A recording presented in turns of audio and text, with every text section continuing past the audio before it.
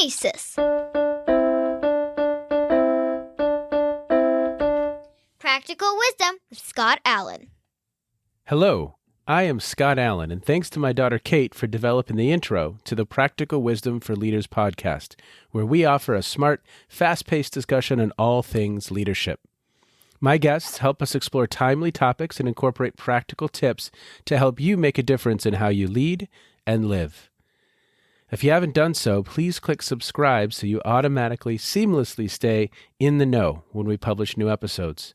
Likewise, please provide me with feedback. What do you like? What do you dislike? And what else would you like to know? And now, today's show. Today on the program, we have Axel Meierhoefer.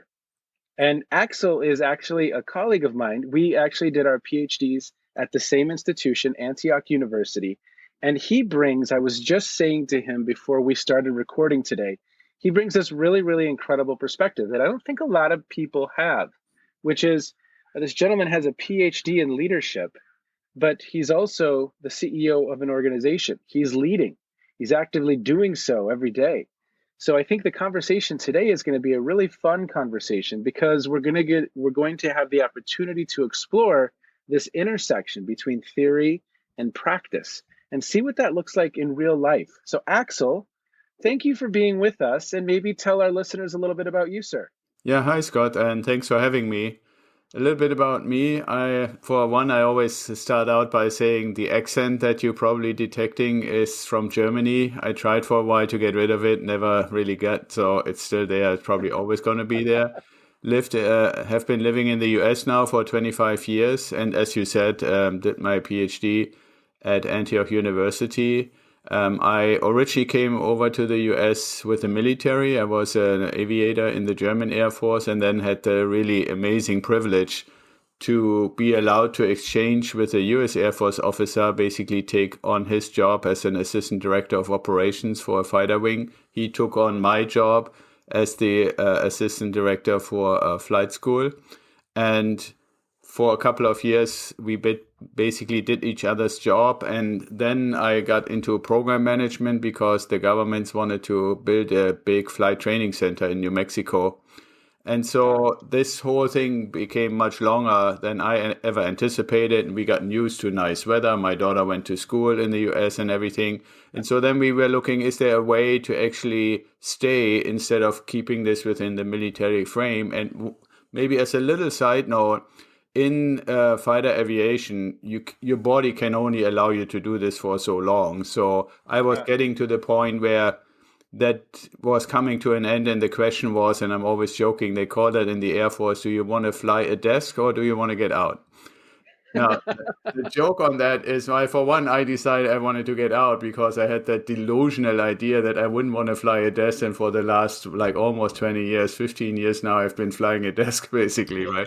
The difference, although I have to say, since you asked me about PhD and leadership and stuff, there's a difference when you fly other people's desks versus your own desk, right? So when you say, this is where we're going. So that makes a big difference. But as far as finishing that little episode, got out of the military, was immediately sponsored by a software company because they were interested in my relationships with institutions and government in Europe. So they sponsored me to help them to get into that market, and that worked out. And then in 2005, I started my own business, and ever since have been in it. And here we are, and Scott, Ellen, and Axel are sitting and doing a podcast. Yes. Well, so tell me about the business. What are you building? Well, the business started out and is still mainly operating as a consulting company. And recently I added a component, an educational component about investing for passive income. It started out for me mainly because I realized early on, coming from a military background and coming from Germany, it is very, very common for your listeners who don't know this necessarily for Europe, that everybody pretty much always has a mindset that there is some system set up that prepares all your work life for retirement. Whether in the military you get a pension, or if you're working for a company, they have company pension and retirement programs and all kinds of things. And even though we have the 401k, to me, for one, you can't really do it when you start a small business, but also it is really something that is not really available to you until you maybe 63, 65, 67, and some people say in the future it's going to be in the 70s. So I looked into it and found out there wasn't really anything and started investing in real estate.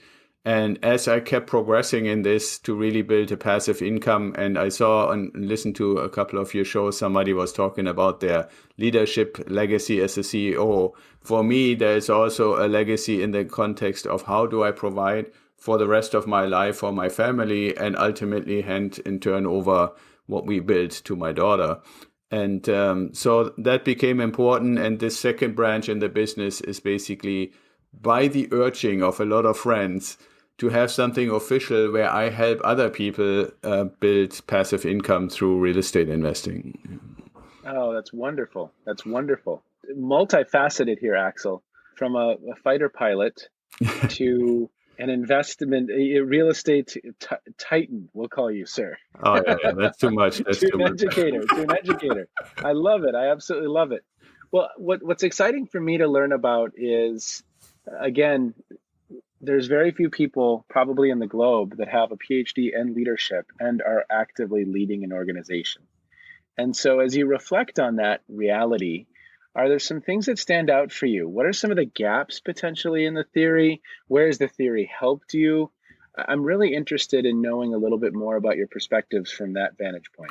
Yeah, thank you, Scott. Well, I would say there are a couple of facets to consider. So one of the things that I have seen is really the size of the organization. And we just touched on the fact that I was in the military. That's probably in most cases the largest kind of organization you can be in, even if you compare it to regular companies.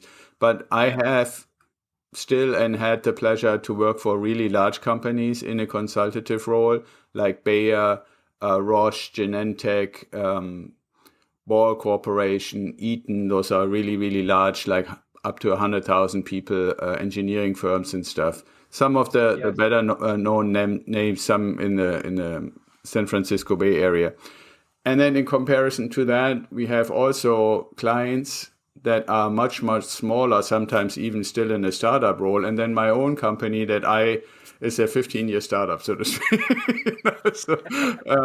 It's constantly evolving, but there has never been an intention to really make it big. And one of the things, for example, to answer your question is, and I can imagine that this could be interesting for your audience, is to really ask yourself, if you are in a business, is this business really a business in the sense where we're trying to get to scale, where we're trying as the leaders and maybe executives to get to a point where the business is so well developed, the systems are so well developed, the growth has been allowing us to go through some of these phases of organizational development that we can really say, if I were to step out tomorrow, everything is there that somebody else can step in, or it can even run by itself for a while.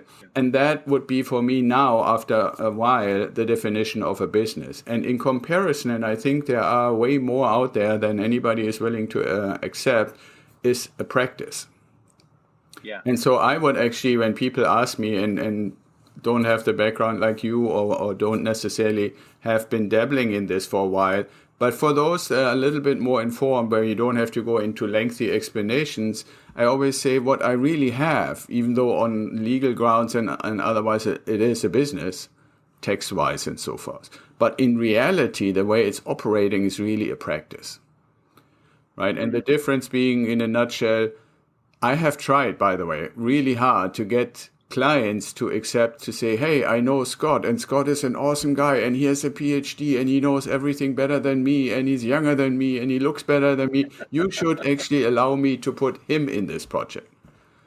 And over and over and over, it's kind of like this dentist thing when you say, well, I have a young colleague, he's even better than me. You say, no, man, you do my too, so I'm leaving, right? And that's kind of like the situation I've been running in. And for me, those are some of the indications of you really have a practice, which is then also an issue when you ask yourself, could it ever be sold? If it is very tightly connected to what you're offering, your philosophy, the things that you have developed, the things that you have wrote and written and being on podcasts and all that kind of stuff. So that's one part, the size. That then also directly connects to impact, right? So when you ask, well, how does that relate to the studies at the university? I have and the only reason really I would have to say why I went beyond the graduate degree and into the leadership PhD was it's basically all John Cotter's fault in a way, because I got hooked on leading change, and then it's kind of like a little bit of a funny story in a way, because I, through a couple of different weird connections, know Holger Ratgeber, and that name may only make sense or be known to a couple of people. But John Cotter started out, I think it was 95 or something, like to write a pretty similar book called Leading Change, but it's a organizational consultant at the School of Business at Harvard writing a book. That's kind of the book, right? I mean, the book is great. But and then he had the Art of Change. And In German, we call that Dröge, which means like you kind of have to be careful not to fall asleep when you're reading it. And that's no ding on John. The 8 steps of organizational change are fine, but, it's just the style. And Holger took it upon himself to say, I think this is really important, but we need to make it more accessible. And do you mind if I tell the story, Ricky? Please. So the story is basically, so Holger reads Leading Change, looks at it, thinks at it, and said, man, that should be really accessible. That could be a great program for teaching people in workshops. Now think about it, this was around 2000, right? So he writes a letter to John Cotter and says, hey, John, I wrote a fable that supports your book. I'm not expecting that you do anything with it, but I think this could help. And he told me, to his absolute amazement, John Cotter took it up and said, wow, what a great idea. Let's collaborate. And for anybody who is maybe a little more recent in leadership studies, has maybe heard about the book, Our Iceberg is Melting. Yes. And when you look at that little book that says Our Iceberg is Melting, it had literally, John went as far as putting Holger on the cover. Right, so which is kind of cool. So, but what I'm getting at is, so you have this, for example, as one of the theorems or one of the starting points to say, okay, when I think about leadership, it's basically a continuous change process. Now, I mean, look at what happened in 2020 and still ongoing. That is probably the epitome of massive, rapid, sudden, unexpected change happening. So change is a big theme in leadership. But when you bring it back to, okay, in my, for example, parts of my business as the leader, and the business, in, like I explained earlier, being more like a practice, I have really very direct impact. When a client, on the other hand, like one of these large clients like a Bayer or a Genentech says, can you help us? Even in a somewhat leading role where they say, okay, we have this project, we know you have gained a lot of experience in the pharmaceutical industry over the last 10 or 15 years, and that particular perspective of how to get something timely bound to get done in the fashion that the company needs to get to the next level is a time limited thing, but I believe there aren't that many people who get in from the outside, very quickly ramp up, speak the language, help the company. But to really make an impact and a change, even if you have those theories from the PhD program or graduate program in the background, is way, way harder than on a smaller scale, because you're running into all kinds of existing systems, existing philosophies, certain ways of how the company has decided to organize itself. And what I'm detecting now, if you say, okay, well, where is the PhD itself helpful, is I think what we both learned, or anybody who goes to something like that, is to really become familiar with studying and being able to do comparative analysis to say, what have I seen? How is human behavior, for example, informed by the organization's culture and processes and stuff like that? And one of the themes that I have found is mindset and contracts. And those things really don't go together in that way. But mindset has more to do with the human behavior. And it went as far as me writing a mindset manual for our real estate investing educational program that is not really about investing. It's like literally about the term mindset. But then on the other hand, to the organizational component, where contracts are so important, and maybe I'm more exposed to them due to the work that I do than other people, but contracts are very important. And one of the things, anybody who has ever signed a contract for anything knows that after you signed it, and then something happens where you really have to go back and say, okay, what was really the paragraph that was written here? And you find out, oh, I didn't really, and I'm not talking fine print, right? I'm talking the official part. And you realize, wow, this is either way too high level, it doesn't really address the details, or it's missing really important components, and then you want to go and change it. And not because you are on one side and you say, hey, the other side who may have made the proposal forgot something and you want to get it in now. It's not even that they don't agree that there could be some better language. But the problem that if you have agreements, and nowadays we're getting more and more in a work environment where we're not necessarily sitting next to each other or coming into each other's buildings. So it's all virtual, right? And with that, you now get in the situation that you kind of ultimately have to fall back on what did you really agree to? And I'm finding when you have larger organizations, you have this really detriment that the people who negotiate contracts or the people that are involved on the legal side are not really subject matter experts. And so you end up with legally absolutely sound and content-wise oftentimes lacking contracts, which leads to enormous churn and enormous frustration. And when there are any additional things, like some little pandemic happening or not being able to go to work anymore or stuff like that, then people are much more affected by things where you would normally say, couldn't we have just settled this and then go and do our thing? Well, but if the foundation is not solid, from which you thought you could actually do your thing, everything gets much harder to do. And to identify those things, that's where I would say the PhD, the having learned how to study, having learned how to do comparative analysis, I feel super blessed that so many different companies, big and small, have invited me to help them. Because through that breadth, you can then see, okay, these guys do it this way, these guys do it that way, and you can pull out all the good things. And I'm always trying to, on the one hand, improve myself, but I'm also trying to convey, hey, I've seen this. Have you considered this? Would this be something that we could maybe introduce here? And I can already almost predict if we do A, B will happen, right? Because I've seen it often enough. There's a lot in there. My mind is swimming right now. So it really is. I mean, I love it. When you were speaking, when we get to this theory to practice whole conversation, I always think of, and as a military man, this may resonate for you. There was a Prussian general, kind of a famous quote, and the quote was, "No battle plan ever survives contact with the enemy." Yeah, absolutely. I can give you a practical about that. When I came over here, right, just as a quick little anecdote. So I come over here from Germany, and I'm joining this fighter wing, and most of them within the last 12 months had come back from the Iraq war, where they were literally deployed with their unit and had been flying F-111s in the war. And so I was super interested, for one, because I had never flown together with a U.S. military unit in wartime. I heard them on the radio and stuff like that, and we went on U.S. tankers and stuff, but you never really gotten together. So I said, how was that? But especially, and this goes back why this is potentially relevant to leadership, is the US operates different than Germany. In Germany, you do what's called goal orientation. So the directive is, here is a goal, and you, as the whatever level of leadership you are asked to achieve that goal. And you use your experience and the rules naturally as well, but mainly your experience, and find a way to achieve that goal.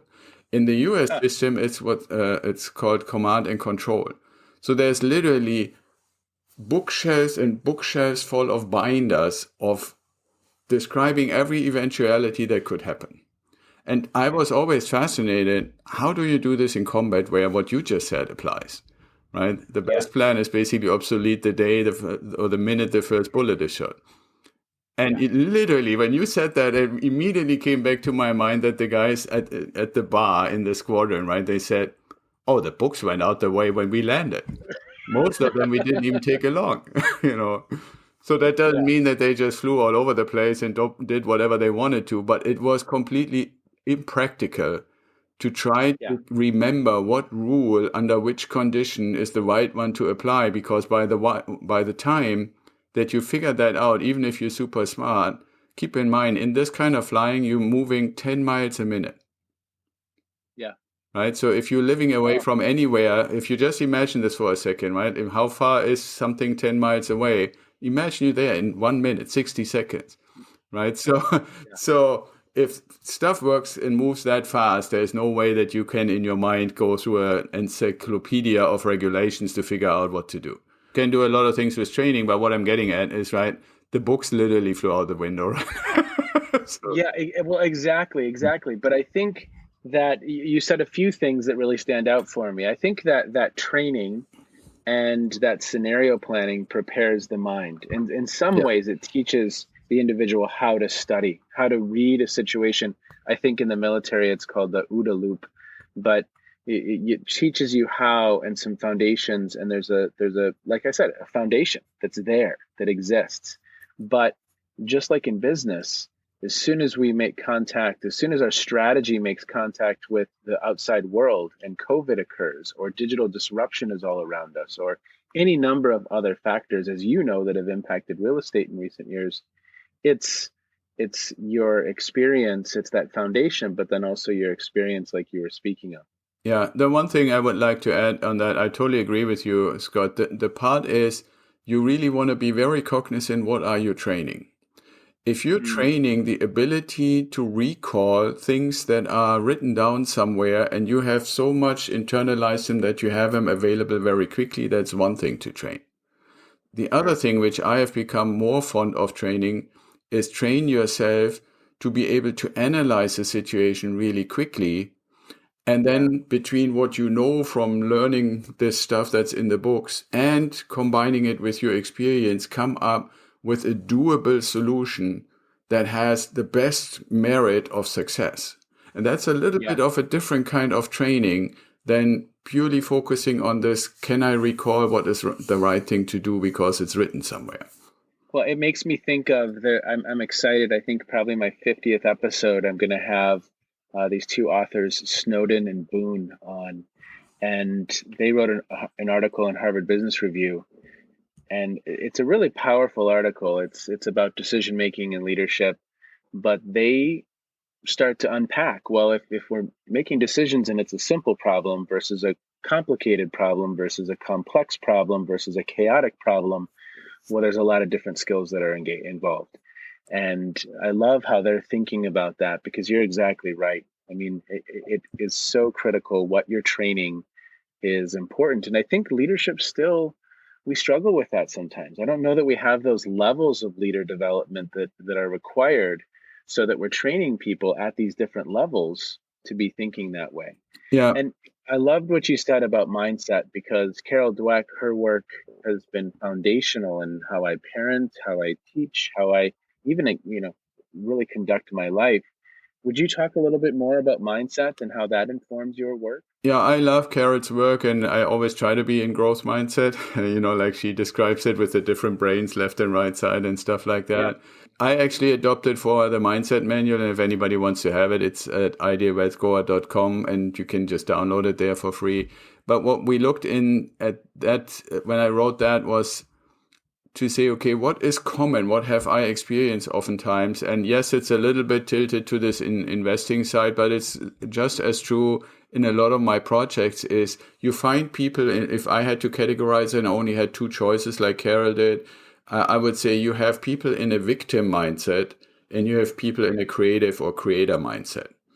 And for me, part of the goal is to say, if you want to accomplish anything, and I don't mean creator in the sense of creative, even though that can be a component, but creator in the sense of I want to do something. I'm setting a goal. I'm going to find the energy to go after something, rather than I'm the victim, the environment, my employer, the healthcare situation, the government, and you can keep adding to the list. There's tons and tons of things. Some people call it excuses, but it becomes more than an excuse when it really impacts you to a point that it paralyzes you, right? Yeah. Versus Yeah. when you're in a creator mindset, then you basically identify, and I combine this with my coaching methodology. I call that grower.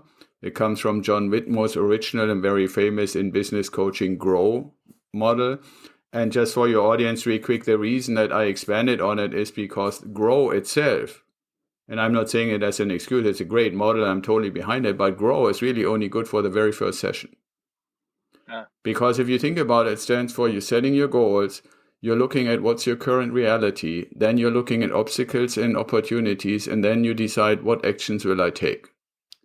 Yeah. Okay, so now you have that, and then what do you do when you come back for the next session 2 weeks later? If you and I were to do this, the first thing I would ask you, or if you were the coach or any in your audience is the coach, they would say, how did it go? Or what were your experiences? That's what the E that I added to it stands for.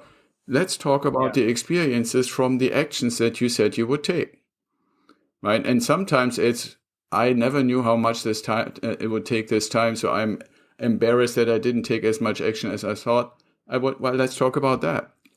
So that's experience, and then the second R stands for what were the results of your action? Because the question from that becomes, well, if I have any results, even small, do they change my goal? And that makes it really a cycle. That's why I call it grower. But the thing to bring this back to where you were saying, from a creator mindset, I need to be willing to say, okay, I know I want to accomplish something on whatever level and whatever scale, and whether it's inside your job or outside, for your family, for yourself, for your retirement. And then to say, okay, what's in my way? So what are my obstacles, and what things can I do? Do I know somebody? Can I call Scott or Axel and say, hey, I'm facing this. Can you help me get around it, over it? How somehow can overcome this obstacle to get closer to my goal? And as soon as you get in that mindset, you're creating basically your future, rather than sitting there and letting future happen to you, right? I've said it one other time on this podcast, Axel, but I had a student during a reflection last fall say something, or they didn't say it, they wrote it, that was just beautiful.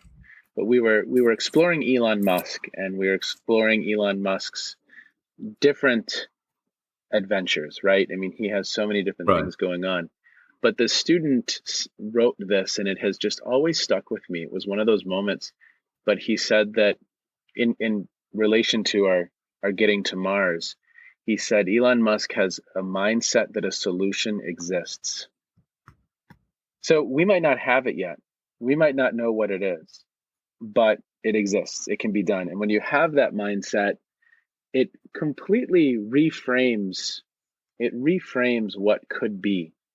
And again, we might not have it right now, but an answer exists and we can solve it. We can get there. That's a really interesting mindset to have, right? No, absolutely. I totally agree with that. I would love to do an episode with you on Elon Musk, because I'm a huge fan, but I'm also kind of like a closet engineer, right? So from an aviation point of view, I love the Falcon 9 and the Starship development and stuff like that. From an environmentalist perspective, because, both as a German, but also as a person, that's important to me, which, you can argue if it's a car company or an energy company, but it's definitely good for the environment.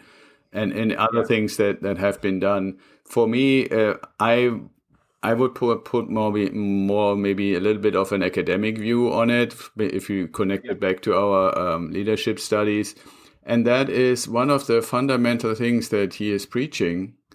And I don't know how many people actually go to that level of depth, is to find first principle solutions.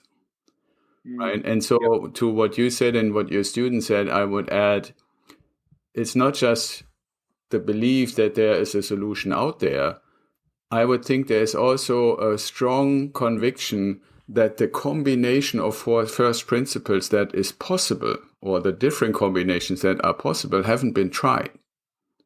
Yeah. Right. So when you look at NASA and the government spending $1 billion on a rocket that literally uses space shuttle engines from 1985 right now, and the goal is to get them to the moon by 2025 or 24. Yeah. And then you have another guy who says, you're basically regurgitating, almost like a cow, old stuff. Yeah. And you claim that the only first principles you have found by making this old stuff the first time is the only way to go. Why don't we try some other first principles in combination of them to see what else we can do and maybe find a better solution. And then you end up with Artemis is costing thousands of dollars per pound or kilogram to get into space. And Elon Musk is talking about $20 a kilogram or $20 a pound, where people say, well, that's 2 or 3 orders of magnitude different. Well, if you combine the first principles in a different way, you get to different results. But again, you could almost say the one side is saying, I'm in this victim mentality. If anything goes wrong, I blew $1 billion, so I have to make sure everything is right. Or you can be in a creative environment where if you look at Starship testing, he says, I give it a 30% chance that it's going to go. It costs $10 million to put together. But on the scale that we're thinking, it's peanuts. It's the sandcorn on the beach, and we need to try. And the more we try, the better we get. Iterative process, but with a clear goal in mind, right? So it applies this idea of whether you call it growth mindset or creative mindset. It keeps applying over and over again. And I really am a big advocate.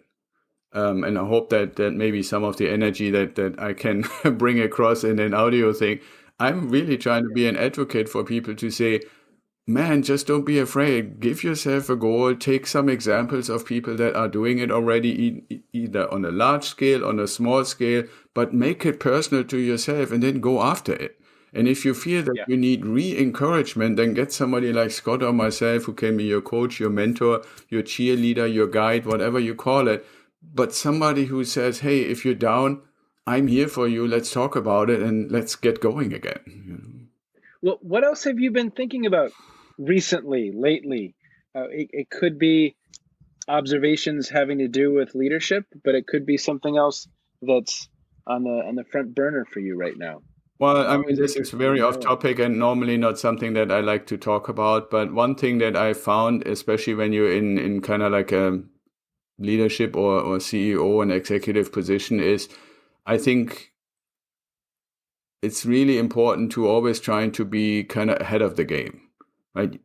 If people say, what's the difference between leadership and management? For me, it's mainly looking in the future, coming up with suitable goals and suitable strategies, and then trying to communicate them in a way that motivates the people to come on the journey with you. Right. And when I'm looking at some of the things that I've seen happening, I mean, I've come here and stayed here because of all the things that I think make America awesome. And without going into the details, what I've seen in the last 20 years happening, and some people make it sound like it all happened yesterday or last week with a culmination of some ugly things. But I've seen a constant evolution of division and mind games and indoctrination and stuff like that going on. And what I'm really afraid about is that people have been, and I'm careful using this kind of language, but I believe people in large numbers have been, in a sense, reduced to survival mode. Right? Really, if you go to Maslow's pyramid or hierarchy, to just be at the lowest level, we need food, we need shelter, we need somehow save our family, and nothing beyond anymore, because we're constantly fighting just to survive. And a lot of the things that normally when you get to slightly higher levels, I'm not saying you need to get to self-actualization, but somewhere maybe on the mid-level, then you have the ability to make time to say, okay, how does our system work? How can like a guy like Elon Musk say, I want to save the world and go to Mars, or I want to save the environment? Even when you're a young person like Greta, right? Like Thunberg, something like that. But if you constantly have to struggle for survival, those kind of things are not even on your radar. And I'm afraid that so large numbers of the population are in this kind of basic survival mode, while I always say, like, if you make a soup, on the top, if it's a good soup with bones and stuff like that, you have this thin little layer of fat. That's kind of the people that I feel right now have the ability to actually reflect and take time and think about the future and look at it from different ways. And then the whole mass, the whole 99 or 99.5% of the rest of the soup is just surviving, right? And if if the whole population is in this mode, things can happen and are happen, or kind of under this layer of fat are kind of bubbling. And every so often they break out like they did last week. But I'm really afraid that a really, really good idea and a really good system that was originally established, especially after World War II, is starting to fall apart because it loses its support, right? It's been so much put into you either on this side or you're on that side. There is no, and this is kind of language is sometimes beautiful, right? We talk about common ground. Yeah. How do you stand on a trench is the question, right? If we have removed common ground and there's only one side and the other side, and we're talking about standing free floating, hovering in the middle of a trench, it doesn't work. Yeah. Right. And that's my fear. That's what I'm seeing. And I'm really, really contemplating what am I going to have to do about it. I don't know that I have a solution, but there are so many really pretty ugly things happening that I've started to become afraid. Now you have to keep in mind, I said when we started this that I'm originally from Germany. So I'm ultra aware of history, especially when it comes to German history. And I don't want to go there in our discussion, but people should really become aware. What are the signs when human behavior from a very survival type perspective starts taking on forms that we thought we had been extinguishing for decades because we offered more and more people a better life. And when we go back to survival mode, we basically enabling these really instinctive kind of reactions rather than thoughtful reactions. And that's scaring me right now. Where is it going? And are we going to find a way to stop it? And part of it is good leadership. But then the question comes, when you have a large behemoth like a 300 million people organization, how much impact has a leader versus a startup, right? And where we live is not a startup anymore. It's a 200-year plus organization. And just by changing one person or a group of people, the question still remains, can we close the trench? Or is this kind of a forever thing now, right? Well, Axel, I think you bring up something really wonderful. I've been reflecting a lot about this, a little bit on the podcast, but it like you, I don't have answers. I think you're exactly right.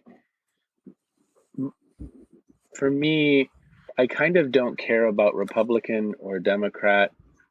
I wonder about the middle class. I wonder about how we, whether it's our urban communities, whether it's our rural communities, how we ensure that there is a strong, robust middle class. If we were to take your Maslow's hierarchy analogy, the middle of Maslow's hierarchy is that your physiological needs are met, your safety needs are met, and you have love and belonging. That's kind of the middle. Yeah, exactly. And if we think about the 19 and of course, by no means am I suggesting that the United States was perfect. By no means was it perfect, especially for African Americans in this country. But what's interesting is I think this country's strength was built on a strong middle class. And with digitization and globalization, and to your point, large factions of people in urban America and rural America who don't have even love and belonging, safety, physiological needs. I've said it on this podcast before. The town where my grandfather grew up, the state was Iowa. The town was Fort Dodge, and my grandfather worked at Hormel, a meatpacking plant. He was an electrician, didn't have a high school education, but he still could have a living wage and do well. And so how do we as a country, how do we as a globe ensure that that middle class is robust? Because I think what's happening in a lot of those spaces is when some of those base level needs are not being met, when I have a whole community that has lost hope or has lost purpose or has lost meaning because the plant left, quote unquote, we have a lot of people who are faced with working at the prison or working at the Walmart. And that's nothing against Walmart or nothing against the prison, the people who work in those organizations. But it's a challenge. It's a major challenge. And how we prop up that strong middle class is, for me, one of the greatest challenges that we face as a country. Andrew Yang has some thoughts. I don't know if you've read. Yeah, I know about the universal income stuff and so forth. I mean, for me, you used a term that I think has way more in it than a lot of people see, and that is the term community. And I know that may sound harsh, and normally I wouldn't want to go there, but I think these times sometimes really require to take a position. I think if somebody were to ask me, Axel, you've been here 25 years, what have you seen on the big picture, which I'm always priding myself, and this is also something that a PhD in leadership helps you to develop. On the big picture, what have you seen in those 25 years? And I believe you could argue in two ways, but the big picture is we have lost community. And partially we have lost community because we are so much aggrandizing ourselves that we have lost the ability and willingness to look beyond our own borders, right? I mean, I give you one example. China is building about between 1,000 and 5,000 miles a year in fast train. Really fast, like 150-mile, 200-mile fast train. And we are chuckling about an Amtrak somewhere in the New York area that can go in little stretches up to 100 miles. But when you look at the scale, the countries are about the same size. The difference is 4 times as many people. But for 30 years, they have developed fast train as one little example. And they have more than 10,000 miles of fast train now. It's not an overnight thing, but why? Because there's pride in the whole population as a community accomplishing things together. And you can argue the system. I'm not saying their system is better or should be adopted or anything. But when I'm looking at my last 25 years, really literally, I came here at the year the Denver airport was open. And you tell me any other large airport that has been opened in the last 25 years, and you know that Beijing has 2 new airports in the same time frame. They built one for the Olympics in 2008, and they just finished one in 2019. And they're both the size of the Denver airport. So airports, transportation, infrastructure, bridges, streets, and stuff like that. So it's when we're talking to how do we have a middle class, then you need to also ask yourself, can everybody work from home in a digital environment and just provide services? And I argue, no, if you really want to have a community, the community needs to provide and constantly evolve. And evolution means new ways of transport, new ways of creating energy, building solar farms and wind farms and changing from coal. And that doesn't mean that you discard one set of people and bring in another set of people. You just need to improve skills. When it was maybe, like you said, your grandfather didn't need a high school education. Well, we have to acknowledge that might not be possible. But what cannot be the case is that when you and I are grandfathers, we're still getting $7.75 as a wage to do a job. That can't be the case. And when people say, okay, what I mean by looking beyond our borders, we are very quick from our elevated perch that we believe we are standing on, which I'm not so sure anymore, that what people in Europe do, what people in Asia do, what people in Africa or South America do is not relevant. And that goes to natural catastrophes, right? When we have a flood, guess what? Shouldn't we ask the Dutch how they have been handling flood for the last 500 years? 80% of their country is below sea level. But going to ask somebody is also humble yourself a little bit.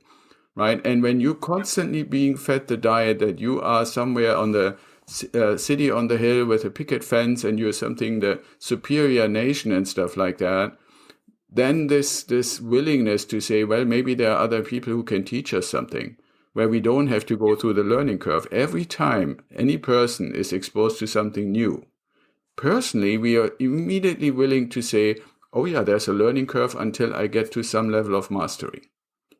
But on the national level or on the country level, I would say in the last 25 years, to bring this back to the original question, that has basically been abandoned. We're just telling ourselves stuff. We're not really doing much. We're constantly, regurgitating things and attributes and accolades.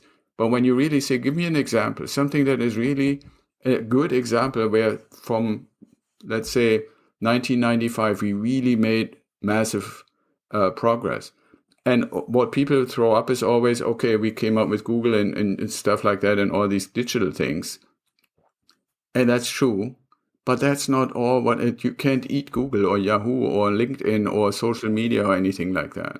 Right. And while others have adopted that too, they have kept developing their way of doing business, their philosophies, their politics, their country, their systems, their healthcare, and on and on and on, right? And we are still fighting if should healthcare be a human right.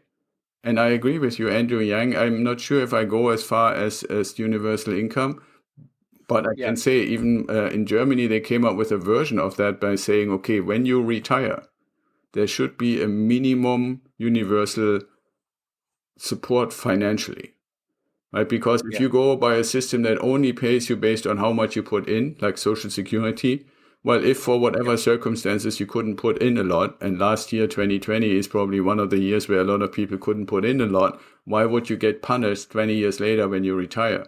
So they basically said, okay, we don't want to do universal income, but what we want to do is make sure that our community, those who have provided input into the system for their whole work life, are assured to have a living wage or have a living retirement, basically. Right. And that's one variation on Andrew Yang's idea, but I think it goes back to the core term community. If we see ourselves as a community, then there shouldn't be a question that the weaker ones get support from the stronger ones. I'm blown away that here we are, for me, 25 years after I came here, and that is not accepted. That's not an accepted standard. And as long as we are fighting this and claiming that we have another way, right? It's almost like if you go to the animal kingdom to say, have you ever seen a tribe where they're sitting on two sides and fighting with each other all the time? They might do that when they have everything under control, but as soon as there's any threat from the outside, they all huddle together and turn around and defend the tribe. And we are arguing that only privileged people in our society are allowed for certain things if they paid for it. And it's just not a modern way to do things anymore. And everybody else has seen that. Not sustainable. Yeah, it's not sustainable. Exactly. You're totally right. And so everybody else has seen it. But when you say, oh, no, we're living on this island, right? And to the north, there's only the North Pole. So it's really an island capped off by Canada. So then we don't need to look what happens across the Atlantic or across the Pacific.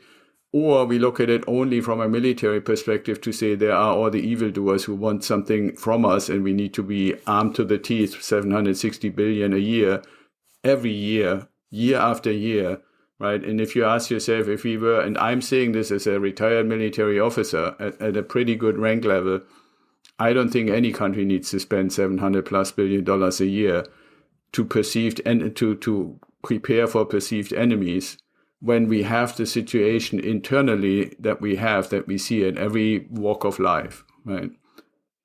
This is a little bit of a rant in that direction, but the big picture thing is community and providing that mid-level on the hierarchy that you pointed out, that automatically then also leads to that mid-level in income, that mid-level of standing in society, that ability to support your family and your community, also to have the ability to reflect. If you're running the rat race 50 hours a week with 2 minimum wage jobs, you have no time to reflect. Exactly. And it's difficult for me to even visualize self-actualization or love and belonging if really those base level necessities. And so again, we have a faction of people in the United States who systematically have been denied some of that. And we have a faction of the United States who has in more recent times lost a lot of that. Yeah. And both factions are in a different version of trauma, but in a very similar space. And how we get millions of people back into that middle space where there's hope, there's purpose, there is, to your point, and back to Maslow, there's love, there's belongingness and community, like you said. I think that's, again, I don't care, Republican, Democrat, I think what we are seeing right now is symptoms of an unhealthy system that to your point is 200 plus years old, needs some work, needs some updating. And you're exactly right. I believe it's China that's just started introducing artificial intelligence courses in AI in high school. What fascinates me, and it's not just China, is where you have a particular motivation with a goal in mind. right? And if I had to say what fill in the blanks, what is that for us right now?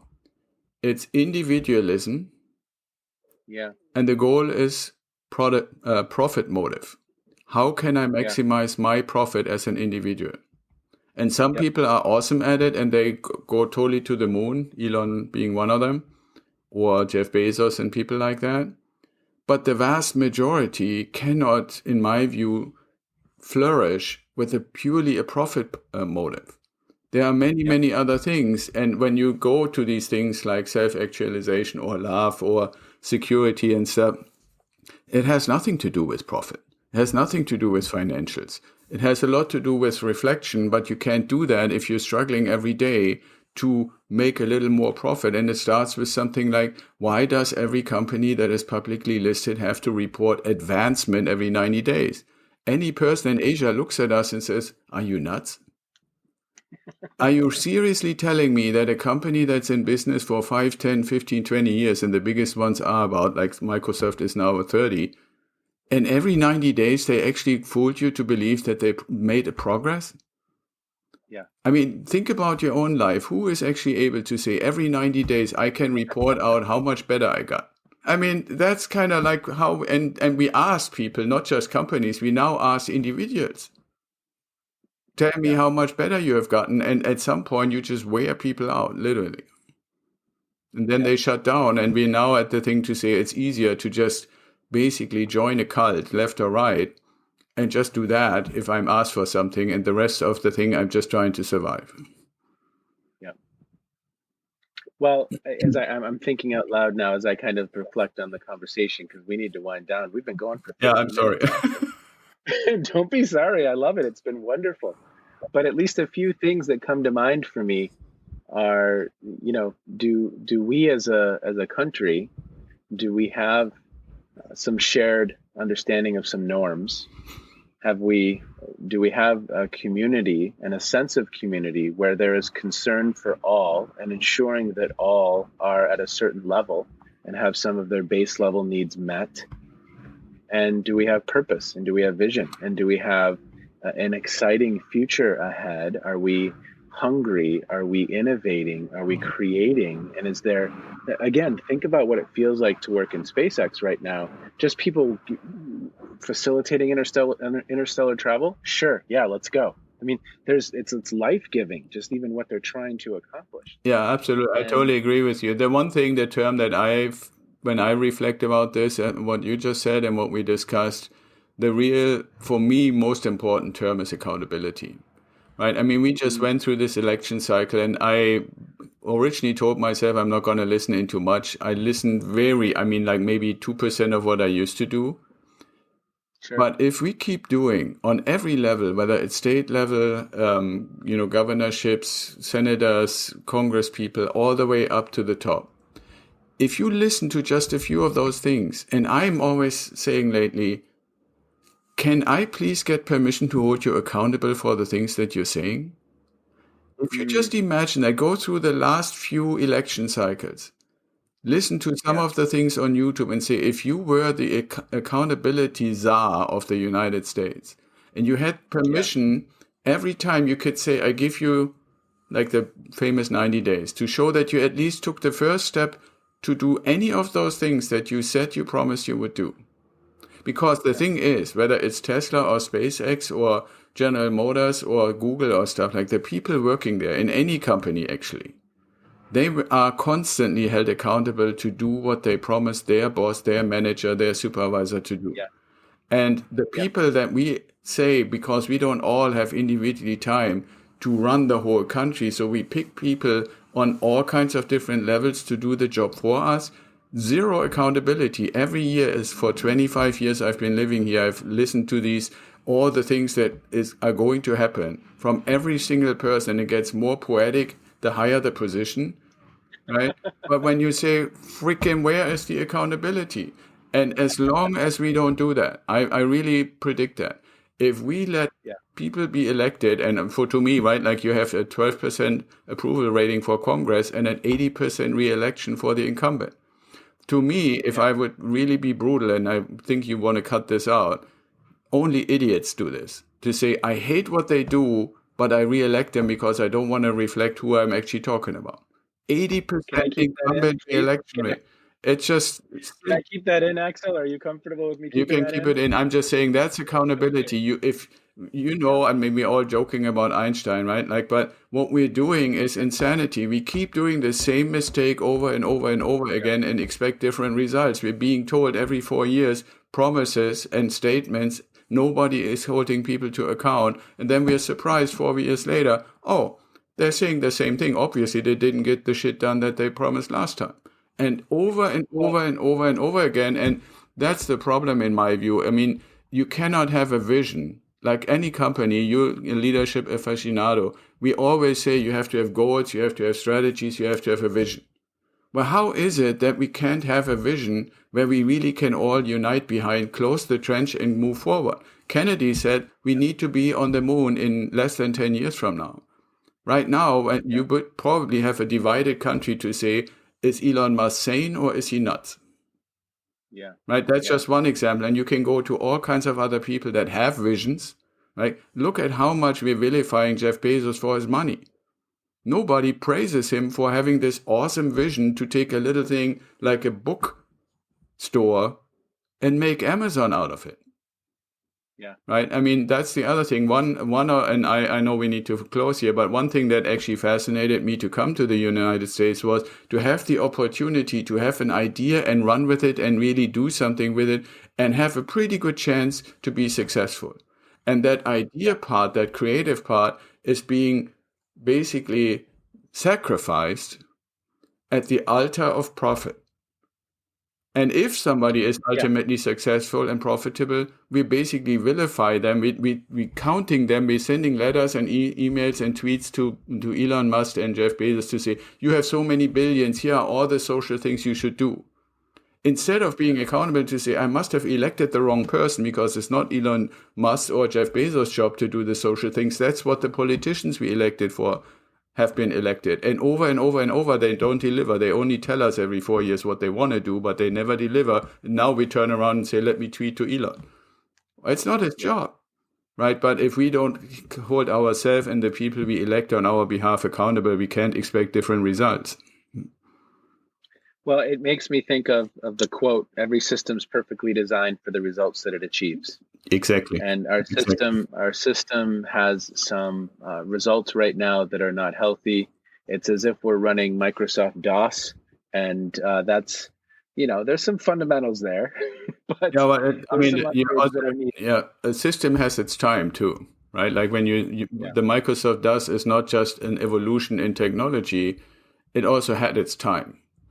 And I would go as far as saying the system we're running was probably okay for the 60s and 70s and the 20th century.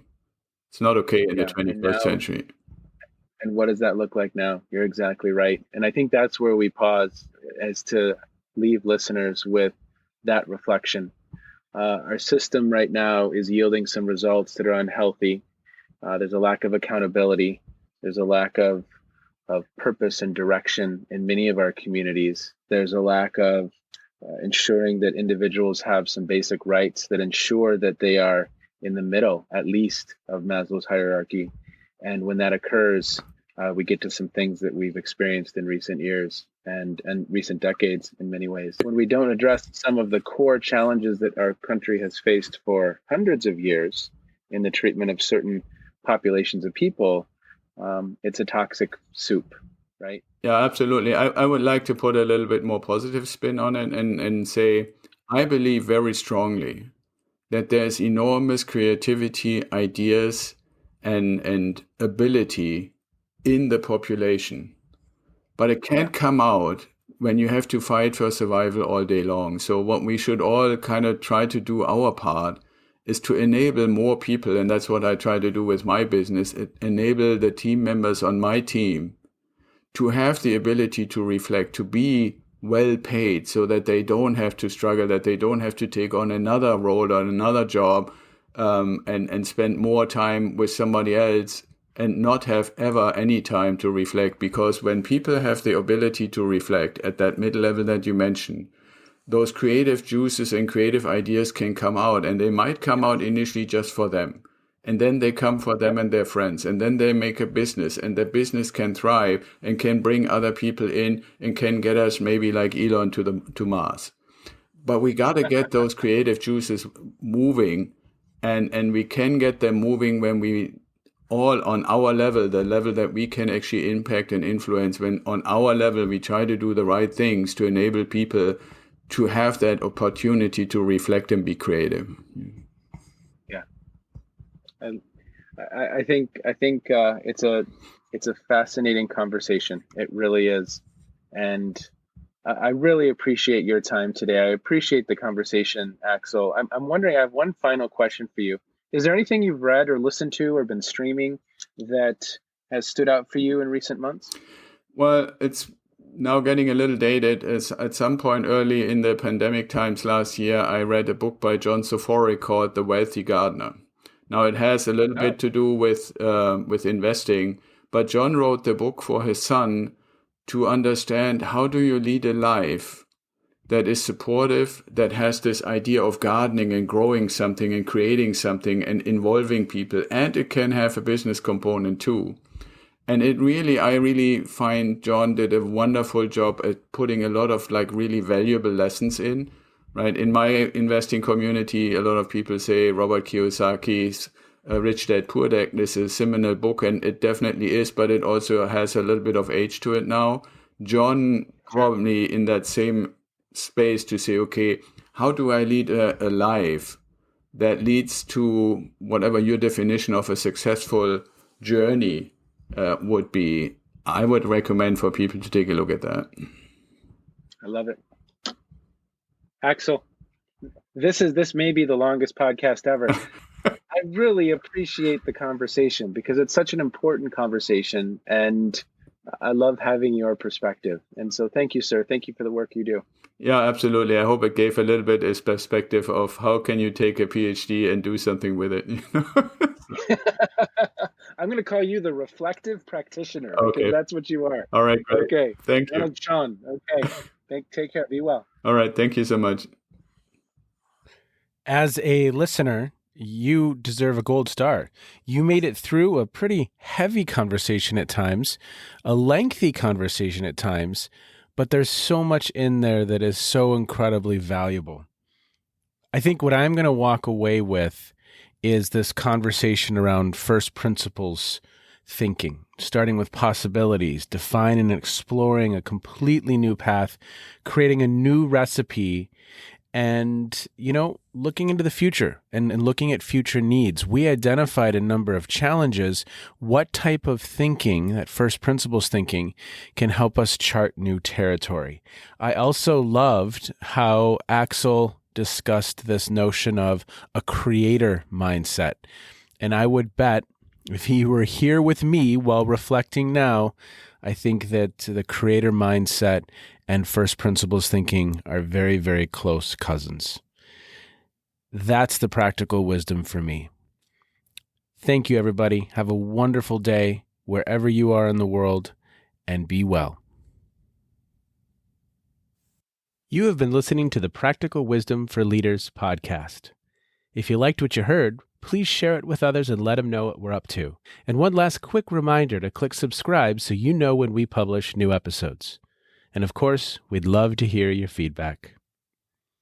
You can stay in touch with me by visiting www.scottjallen.net or any number of social media platforms. Be well, be safe, and make a difference wherever you are on this beautiful planet.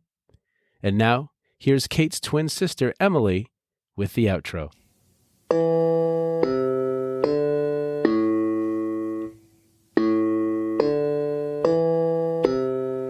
You've been listening to Phronesis, Practical Wisdom with Scott Allen.